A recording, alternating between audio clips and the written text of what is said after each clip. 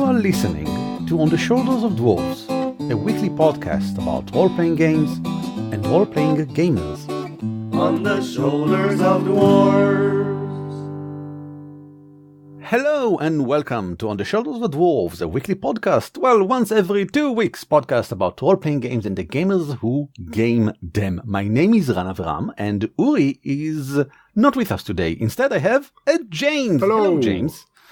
Please introduce yourself. Who are you, James? I'm James Graham. I work at Leisure Games in the UK. I'm a gamer, and I also now do the crowdfunding section for D100 News.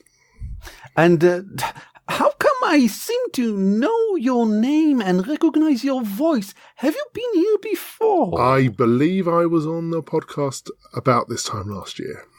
And what were we talking about then? We were talking about the top selling games of 2017. At Leisure Games, and out of that we sort of then expanded the discussion and talked about the industry in 2017, and now we'll do the same for 2018, because things have changed. And we would like to keep our hand on the pulse, as we say in Hebrew, and I'm not sure that actually that same idiom exists in English. No, that's about right, yeah. Okay, then let's see. Let's just cut right through it. What are the top 10 role-playing games sold in Leisure Games this year? And let's compare it to last year's. So shall we talk about just the overall best games or the new ones first? Ooh, interesting. Okay, then let's start with the new ones, because that's interesting, yeah. So, in that case, number 10, I'm assuming we're going upwards. Number 10 is the Legend of the Five Rings core rulebook, which is obviously Fantasy Flight's new kind of relaunch of Legend of the Five Rings. Very different rule set. Yes, vaguely based on the Genesis sort of thing with custom dice, etc. I bought for you guys the starter set, and I really liked it. Cool. I like it because it's very complicated. Right. The system is complicated. It's crunchy. There's a lot going on with basically only 2 types of dice this time, not gazillion, only 2, but you do a lot with them. And there's so much, like you would expect in Legend of the Five Rings, which is all about semi-fantasy, Japanese-like culture, a lot to do with how you behave yourself and honor, and which is, of course, the start, and your place in society and stuff like that. All of it is very crunchy. And I liked it a lot in the starter set. The adventure is really good in starter set. So I'm not surprised that the core book got attention. Of course, for people who don't know, Legend of the Five Rings have been going on for many years and has some very avid fans that, I assume that like what Fantasy Flight did with Warhammer, where they changed the rule set from covered. I mean, it's very different from what it was before. The FFG's take on how Warhammer and how Legend of the Five Rings looks is so different that I assume many fans won't buy into it, but perhaps many do. I haven't come across of the same sort of backlash that Warhammer 3rd Edition had, because there was a quite vociferous backlash at the time. Yes, I think it was also because it was the first time they did something with Fiji dice, and there were many cards and tokens, and you had a lot you need to swallow. It was possibly a bit before its time, 3rd edition, Woothrup, as we call it in the business. But this one I've generally only heard people saying positive things about, and be quite excited by. So certainly it seems to be picking up. The old players seem to be fairly happy transitioning into it. Obviously, a lot of people, they have all the books, they're done, they don't need it. But people seem to be relatively content with this one, which is good. Let's continue to number 9. Okay, so the next one is a bit of a weird one. Number 9 is the Glorantha Sourcebook. So this isn't technically a role-playing book. This is a background book for lots of role-playing games, including Hero Quest and also RuneQuest. And of course, RuneQuest didn't make our top 10 list, but that's mainly because I think we kept selling out and we haven't been able to get restocks. So I think that was the main reason that didn't manage to get there. But this is the kind of source book, the background material for that. Continues to sell quite well. Lots of people very excited about the new edition of RuneQuest. And as we speak, kind of itching for the last two of the kind of core books to come out, which should be coming out any day now, and it's very frustrating. I speak as someone who is very frustrated waiting for that to come out. There's also a Glorantha expansion for 13th Age, if I remember correctly. There is, yep. That's done quite well as well. That it's funny that they have kind of all come out at the same time. I think that was a kind of timing issue, because I think the 13th Age of Glorantha was supposed to be coming out a couple of years ago, and there were various delays and so on, the way Kickstarters happen. But yeah, so everything, both that and RuneQuest, have both come out basically in the same month. Again, for those who don't know, Glorantha and RuneQuest and HeroQuest are all basically the same, very ancient in role-playing games terms, ancient 30 years ago. You make me feel really old. Thanks for that. Yeah. Setting that rose to much popularity thanks to, I think it was HeroQuest. I think it was the first iteration of it. Correct me if I'm wrong. It was RuneQuest was the first version, and then RuneQuest had a very storied history, and then Hero Wars came out in the end of the 90s, and then that turned into Hero Quest. Good for them. Yeah. It's interesting because it's a pretty cool world. It has a lot of things, but it's not your fantasy kitchen sink. It is fantasy. It is high epic sort of fantasy. It's a bit crazy all over the place. And I really like the magic system, the 3 magic systems, the complicated sort of a way that things interact there. Never played it. Only read about it. Well, for me, it was my very first role-playing game, so I have a bit of a soft spot for it. But yeah, it has a very clear vision. Greg Stafford, who sadly died last year, very much had a very clear agenda in terms of what he wanted, and he had a background in folklore and very much a kind of follower of kind of Joseph Campbell, and a lot of that gets poured into the whole Glorantha RuneQuest stuff.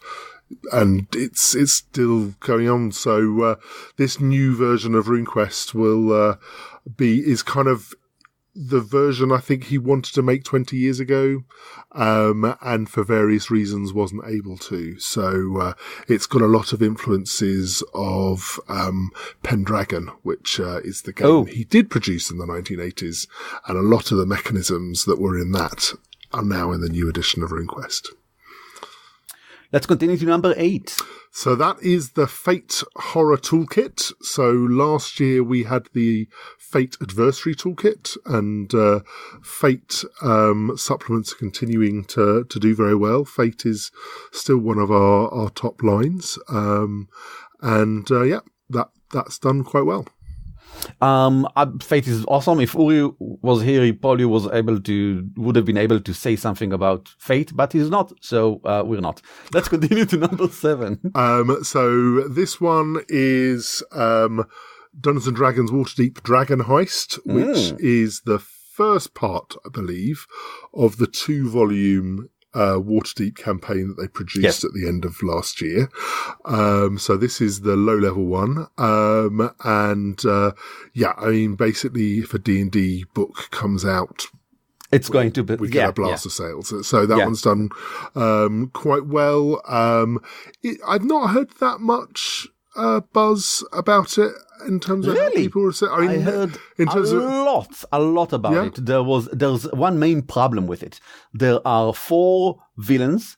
When the GM runs it, they choose one villain and uses them, which means that the other 3 villains will not come into the game in any way. Okay. So you miss some cool and interesting stuff that you could have used. But that just means you get to play it 4 times, surely. Well, theoretically. I think that maybe that was something they aimed for, but I don't think, as far as I remember, the book it does not contain enough material. Not that I care. I'm going to play it as a player. Right. Aviv from Up to 4 Players, my partner in Up to 4 Player, I bought her Waterdeep Dragon Heist at Leisure Games. For her birthday, maybe? I don't know. Oh, she bought it? She bought it. I didn't buy it for her birthday. I'll buy her for something else for her birthday. She bought it at Leisure Games, and I handed it to her. I took it from you guys. And she's going to run it for us. And finally, I'll be a player after so many years. And I'll get to play my Bard Warlock. Okay. Let's see. And of course, the other thing they're doing now with all of their campaigns that they've been released last couple of times is they're also bringing out a board game. So that comes out next week. So you'll be able to play the board game as well as the role-playing game. Juicy. Vertical integration. What's number 6? Number 6 is it says a new game, but it's a very old game. Yes. Original Adventures Reincarnated number 1, Into the Borderlands, which I find a mind-boggling book. It is basically the Into the Borderlands module from the, I think, late 70s. And it is every single iteration of that module that has ever been published over all the various editions of D&D, plus a new 5th edition version in one massive, chunky hardback book. Now, I really like Goodman games. I like their take on dungeon crawling. I very much enjoyed most everything they did for D&D and now Dungeon Crawl Classics. And I was kind of waiting to see their take on the earliest adventures. The problem is, as far as I understand from the reviews, they sort of just translated it into 5 and not recreated it with today's sensibility. Yeah, it's not a reimagining, it's just a straight adaptation. And even worse, I don't like the presentation. It's really hard. I've browsed the book. It's really hard to read it. It's hard to run it. It doesn't look good. It looks weird. And I think that the reason this is in 6th place is because nostalgia. I'm not really sure people are actually going to maybe even run this. Yeah, I feel it's a prestige product rather than... Yes. It's not like Tales from the Yawning Portal that Wizards did was it last year or the year before last? I forget now. But that was 6 separate classic scenarios that they've readapted for 5th edition, very much with new players in mind, very much designed as a kind of, this is a proper 5th edition reimagining. And I think that for me was a better product. Into the Borderlands really is aimed at the grognards, as we call them, rather than the new players. So I mean, obviously it has its place and that's fine, but it's certainly not, as far as I can see, bringing a new generation into playing Into the Borderlands. Let us continue to number 5, which is probably the list's surprising thing on the list. So this is the Pathfinder 2nd edition playtest. It's become a growing phenomenon now. I think Fantasy Flight did it first with their Warhammer 40k RPGs, where you bring out the beta and you sell it. You get people to play test and pay to play test your game. Yes, and then they bring out the version which you have to buy again.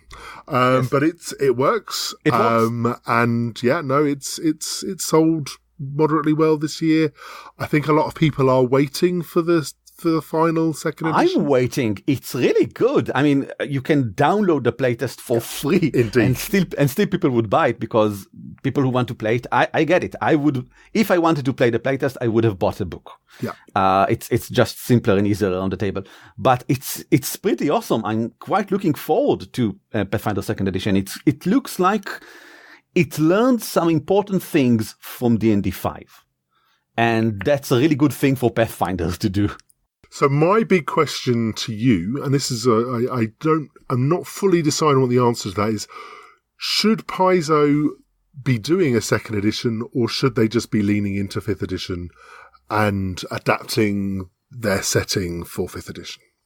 I think they should do both. I don't see why not just take both Starfinder and Golarion, the world for Pathfinder, and put them out as settings for D&D 5. Everyone else is doing it anyway. Indeed. And it works well for everyone. But I think that they're too busy now with Pathfinder 2 to do that, and that's fine. Indeed. And of course, its history is very much the bad boys of D&D and how that went with 4th edition. So I guess then they don't, they haven't depended on D&D for a long time. Yes. So, yes.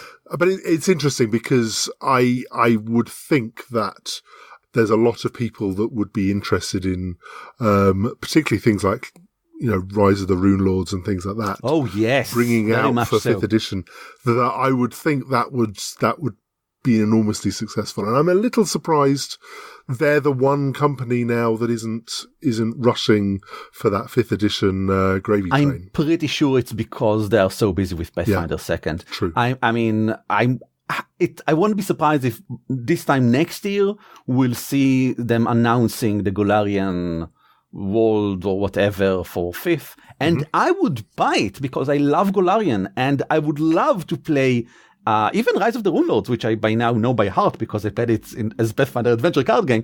I would still want to run it in D&D 5 or maybe Pathfinder 2. God damn it, so many games. Okay, let's continue to number 4. So this is another Back to the Future. This is Star Wars, the role-playing game 30th anniversary slipcase. Yeah. So this is not the new role-playing games of the last 5 years. This is the West End Games game that I played back in the 80s, that they've done a 30th anniversary, which has an interesting history, particularly for Star Wars fans, because it very much kind of kickstarted the expanded universe, and lots of new kind of Star Wars media is still referencing some of the stuff that was in this. It established many of the things that we now consider to be canon and obvious. Indeed. I'm a little sad, incidentally, that this is just some kind of nostalgia product again. And I'd have loved to see a new edition because, again, personally, I love that game. It uses the D6 system to talk about Greg Stafford again that he created for the old Ghostbusters game. And I think that was a great system. And I would love to see a new edition, but that is not to be, sadly. I remember that I read a review about this many years ago, and it's dumbfounded me that there are mechanics for light side and dark side according to how you behave in the game. So if you do stuff, you will get points toward dark side or light side, and that will actually influence things happening. And for a person who was only playing D&D and AD&D at the time, that was eye-opening. Oh yeah, and it does. Although it's interesting because the mechanics for the first edition didn't have it, but it also had, I think they called it the Force die, which came out of the Ghostbusters game, which was the Ghost die, where if you rolled the 6, then something bad happened or some complication happened, which is the sort of mechanism that you now see in the modern Star Wars role-playing game and in a lot of modern role-playing games. Yes. But it was kind of the first game to do that. So yeah, there's a lot of history there, both Star Wars and role-playing in there. So it's a nice bit of nostalgia. Of course, I've got the original copies on my shelf, so I didn't need this. Let's continue to number 3. So this is Dungeons & Dragons. This is Mordenkainen's Tome of Foes. So this is not their third monster manual, although they are very good at not calling them monster manuals. This one focusing more on the demons and things, and has things like Gif Yankee, I bet I've said that wrong, and all sorts of kind of more in-depth background stuff. I'm quite a fan of how they're doing these kind of not because they're interesting. They're interesting. Yeah. They're not just stats. They actually provide you with lore and stuff. And I kind of like the framing story with Mordenkainen's Tome of Foe. It works. It makes for interesting read. Yeah, and it's fun. So it's a very good product. Unlike Dragon Heist, this one had the variant cover, which was available only for retail. And I think that reflects in the sales because what we've found is the retail exclusive covers very much drive up sales for retail. Otherwise, people will obviously go to that certain retail website that sells everything cheap, or not always. So that's a very welcome thing that Wizards do for their big releases for D&D. Well, it's a good point maybe to bring up something that they just changed a few weeks back. Wizard announced that they no longer will be providing a 10-day gap opening for LFGSs for the local friendly game stores. And instead, everyone online and local games will be getting the book at the same day and will be allowed to start selling it at the same day. Is that a bad thing? Well, I think from a narrow self-interest point of view, it's not welcome. From a retail point of view, I think that there's interesting things why that must be. Certainly, it's certainly a statement that that bricks and mortar stores are less of a driver of sales than perhaps they used to be. And we can go into why that is. But yeah, it certainly feels like a demotion in terms of status. But having said that, I mean, if they are still doing the variant covers, and those have been very welcome. Those have worked very well. So it's a mixed bag, basically, and I suppose it just remains to be seen how big an effect that's going to make over the long term.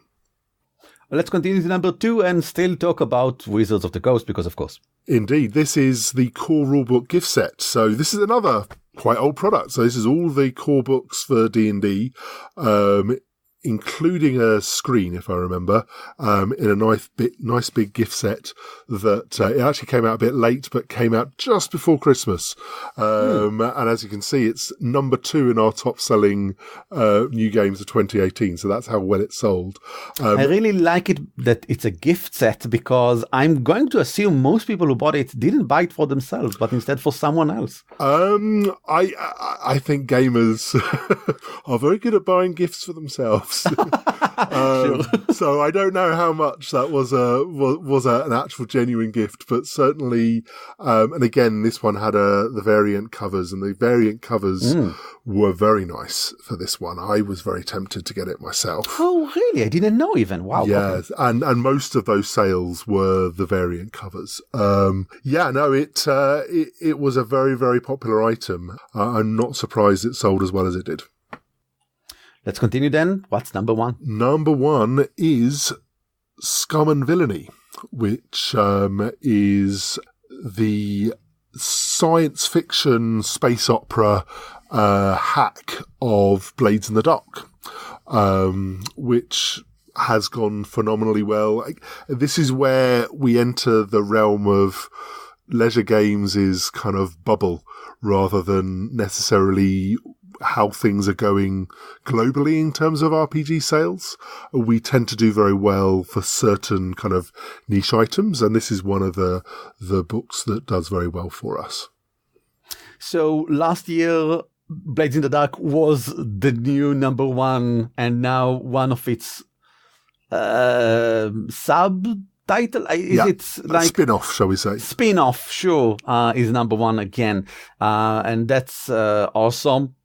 But when we go over to the top 10, all RPGs of everything, everyone will see that, let's go through it. Indeed. And see who's number 1 here. Yeah.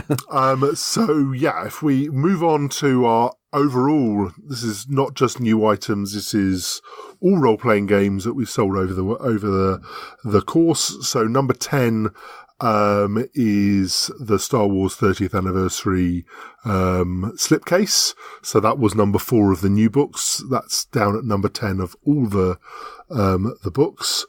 And then we come to Apocalypse World 2nd edition, which is still selling very strong for us.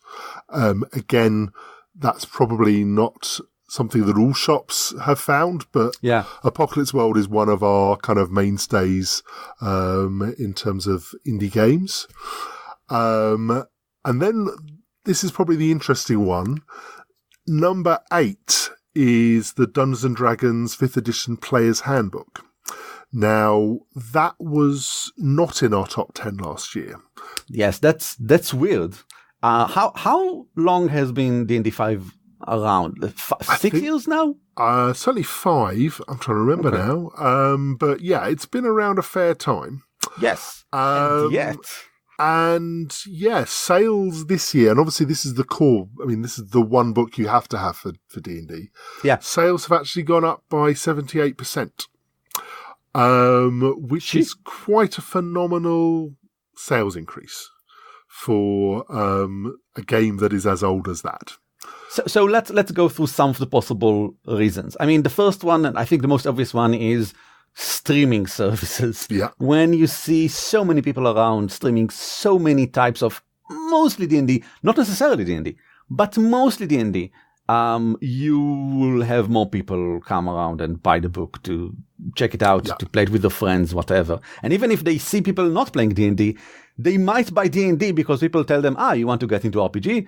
Buy D&D and go into it. I mean, I have to say, as a shop assistant, I will never suggest right from the get-go people buy the Player's Handbook. I will always point them in the direction of the starter set, which I think is a better starting place. But yes, it's brilliant. I mean, people are clearly graduating to the Player's Handbook, regardless of anything I'm suggesting, and it genuinely flabbergasted me that sales for D&D have been as strong as that, because obviously we're seeing that. I think I saw Wizards reporting that sales for physical books of D&D have massively skyrocketed, and I'm guessing those sales are doing very well globally. So this is something where we are representative of the wider industry. I mean, I'm going to assume it's because of the rising tide of streaming. It's not just streaming, but it made everything and everyone able to talk more about D&D, and you can see it's more all over the place, even in mainstream media, etc. And then, of course, you have the Stranger Things phenomenon as well, which has, I think, made it's. I think that's reaching a different audience, but certainly it has kind of entered it into the consciousness again in a way that I remember D&D appearing in E.T. and that being quite a big deal. And that was like back in 1980 or whatever. And it's kind of a callback to that.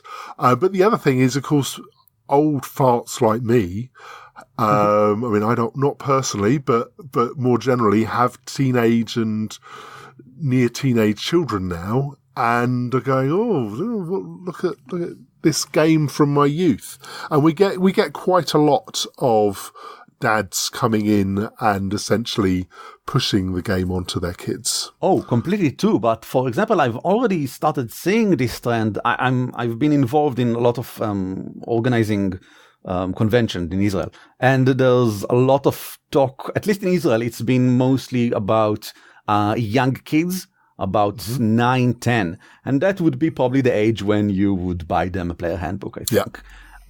But I've seen it already happening a few years ago. I mean, it already started, at least in Israel, I'm going to assume all over the world, at least a few years ago when the new generation came in. So it is a bit surprising that only now we see this increase, and that it's such a big one compared to last year, not more gradual. I think it's just a case of critical mass. Critical mass, a good pun. But I think it's just basically just reached a point where it's just kind of reached the next level, and that's led to a much higher level of I mean, I know lots of friends who always resisted things like Critical Role for a long time, who slipped into it in the last 12 months. Oh, really? And I think it's just worn certain people down in terms of, so for a long time, it was that thing that your friend listened to. Okay. Slowly, okay. It's got to the point where it's just reached a saturation point. That's my theory anyway. No, it works. For example, there's college humor They have a service now, a new service, streaming service called Dropout, which I generally like because I generally enjoy college humor, but they started streaming D&D. And their D&D show is vastly different from Critical Role. It's very, very much a different thing. And I find it that I can now recommend this to people who would not be into Critical Role. Mm-hmm. There are many reasons not to be into Critical Role, so that's fine. That works. Not everyone likes the same things. That's fine. Okay, so what is then number 7? Number 7 is the Burning Wheel Codex. Now, last year, that was actually our second best-selling book, and it has slipped all the way down to 7th. I think the main reason for that is that basically people that have Burning Wheel who wanted Burning Wheel Codex have now got them. Yeah, it's no longer new. Yeah. So I don't see any particular thing to read into that. But yeah, it has slipped a bit. So then we get to Mordenkainen's Tome of Foes. Again, which is in 6th place of our overall selling, and then the core rulebook Giftset in 5th place, and then Burning Wheel Gold. So this is the core book for Burning Wheel. Interestingly, sales for that has shot up, which I have less of an explanation for, apart from maybe we did a better job at keeping it in stock this year. I don't know. But it has certainly, sales from that go from strength to strength. There's going to be a new edition of Burning Wheel Gold. I think it's only a kind of revised edition. It's not a major new version this year. So it'll be interesting to see what sales for that are going to be like this year. So again, this is leisure games being leisure games, but our, Burning Wheel Gold, I do not think worldwide is the 4th best-selling role-playing game. I assume not. But it most definitely is for us. And I'm very happy for that to continue. It's a great game. And I'm keen that our sales continue to do well. I disagree adamantly, but let's continue to number 3. We'll move on.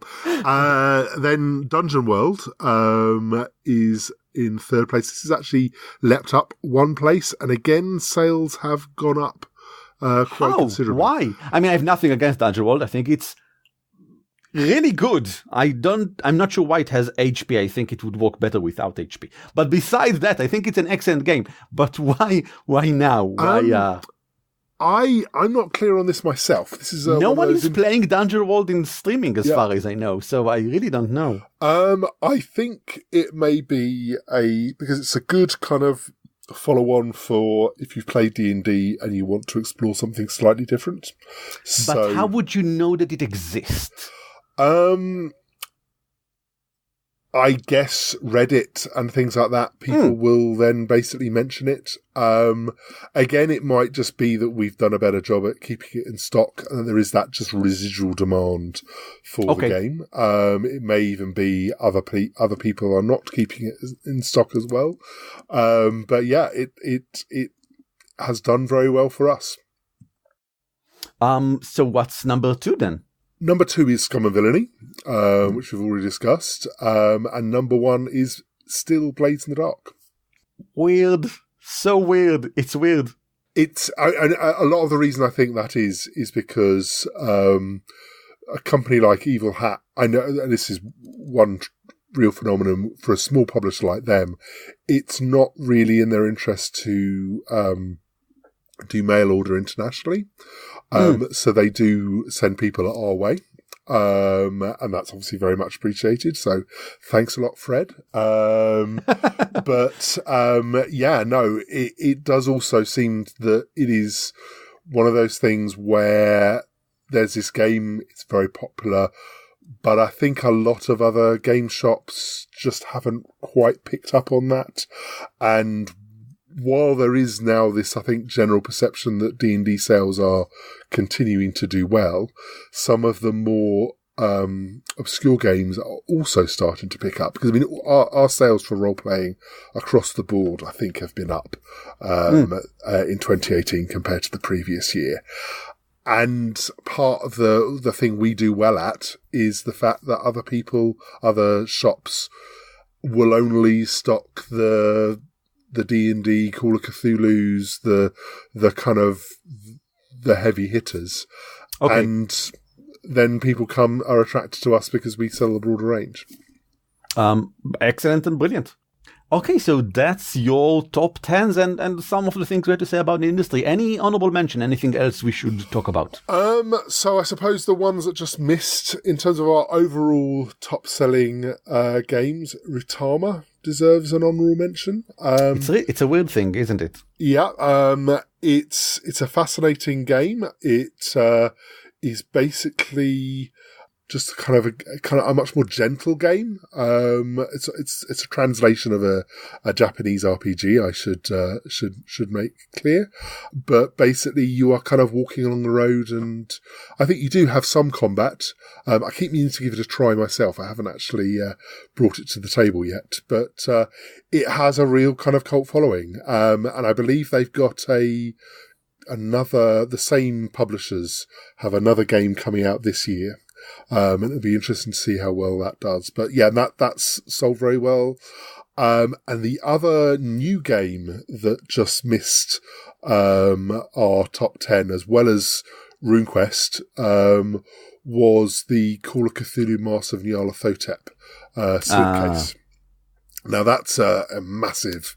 They've taken the classic campaign from, again, the 80s, and they've turned it into this massive 2-volume slipcase set with lots of nice little bits and pieces in the slipcase as well. So it's a very nice package, but yeah, not cheap. Kind of £100 to buy. So the fact that it's selling as well as it does is, and of course that's true. The D&D gift set as well. These are not cheap books that people are buying in huge numbers. So it does seem some of the things that we've got coming that have been our top sales have been kind of nostalgia pieces, but there is still plenty of stuff there that is kind of looking forward as well. So it's a nice mix. I agree. And that's about it. We're going to head into taking some load off in a moment, but first, how about you plug some things, James? Okay. Well, I will plug D100 News, which is a new project that I hasten to say I'm doing very little work on, because my friend Amy is doing 90% of the work. Please, our friend Amy. Our friend Amy. Sure. Everyone's friend Amy. And is basically a weekly news source of everything that's happening in the role-playing game sphere. It just kind of takes a big 360 review of everything that's going on. And I think we've been doing it for about 6 weeks now. I think I've lost track. But it is going and slowly growing. So subscribe to it and we'll send you a weekly email of everything that's happening. Also, you can follow it at D100 News on Twitter, and we occasionally share them, we retweet them ourselves, and I'll occasionally share you on Facebook as well in our group, by the way, when you have some cool things to say. Sure.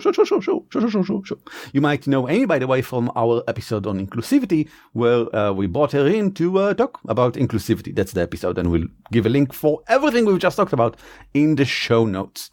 Finally, if you want to send us an email, do so. It's at show@dwarfcast.net, and we exist all over the internet at dwarfcast.net and also just Dwarf Podcast wherever there aren't that many podcasts about dwarves, I think.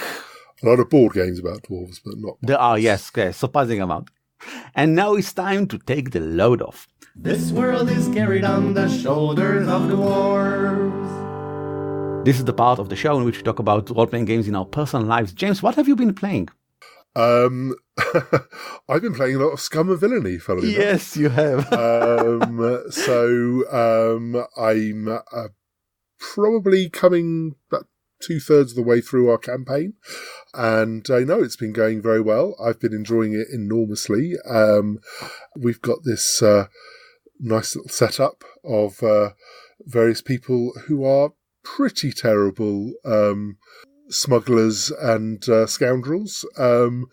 And things are starting to come to a head, and it's getting a bit trippy. It's getting a bit 2001. You're the GM? I am indeed the GM, yes. And how is GMing Scum and Villainy? Is it easy?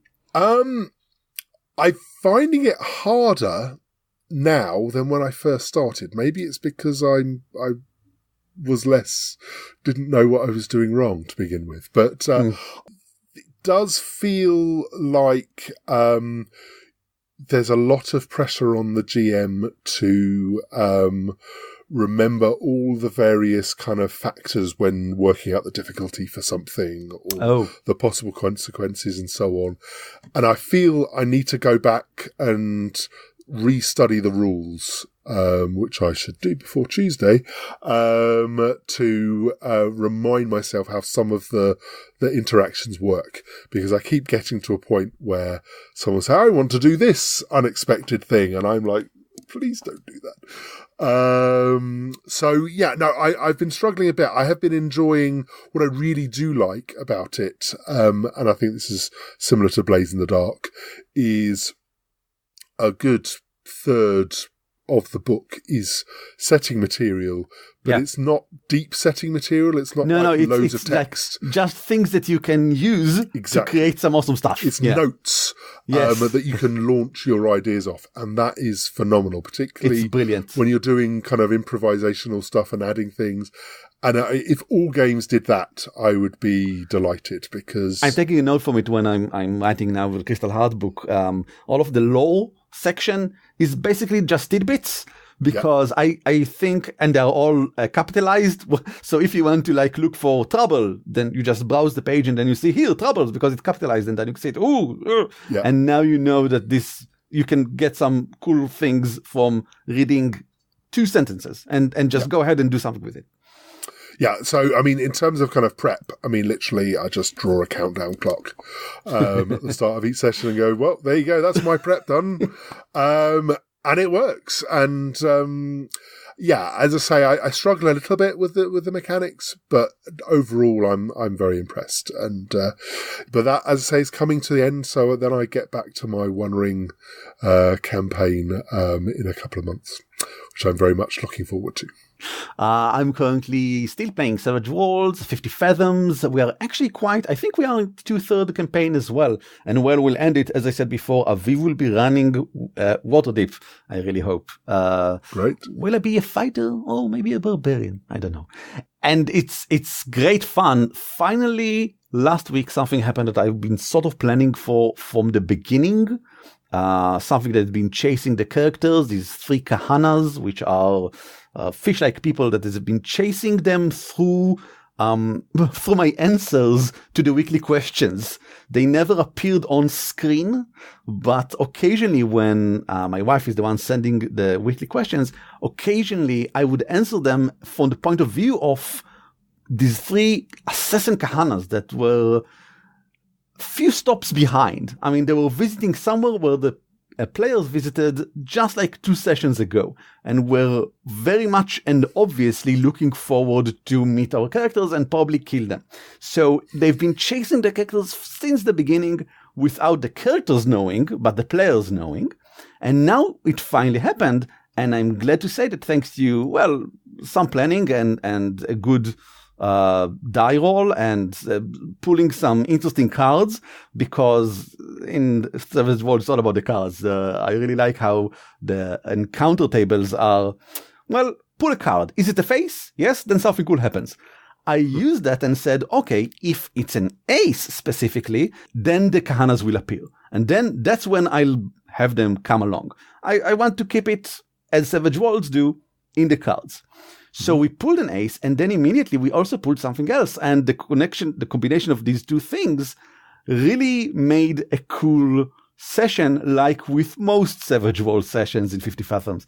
And I just really like it. And I had a lot of fun as a GM, and they had a lot of fun as the players, and that's it. Great. Well, I with the new edition of Savage Worlds, I feel I need to revisit it, because I haven't played it in probably about 7 years now. So, well, I can run a Crystal Heart game for you. Well, that's a great idea, yeah. But it won't be happening today, because today we are now closing off this broadcast, or whatever it is. Thank you for listening to us. James, thank you for suggesting the episode, and then agreeing to be in it, and for recording it with me. And now I think we should say goodbye in our native languages. Are you ready? Yeah. 3, 2, 1. Bye. On the Shoulders of Dwarves is shared under Creative Commons by attribution non-commercial 4. Intro and outro are by the Cliché Duo, and you can email us at show@dwarfcast.net. On the shoulders of dwarves.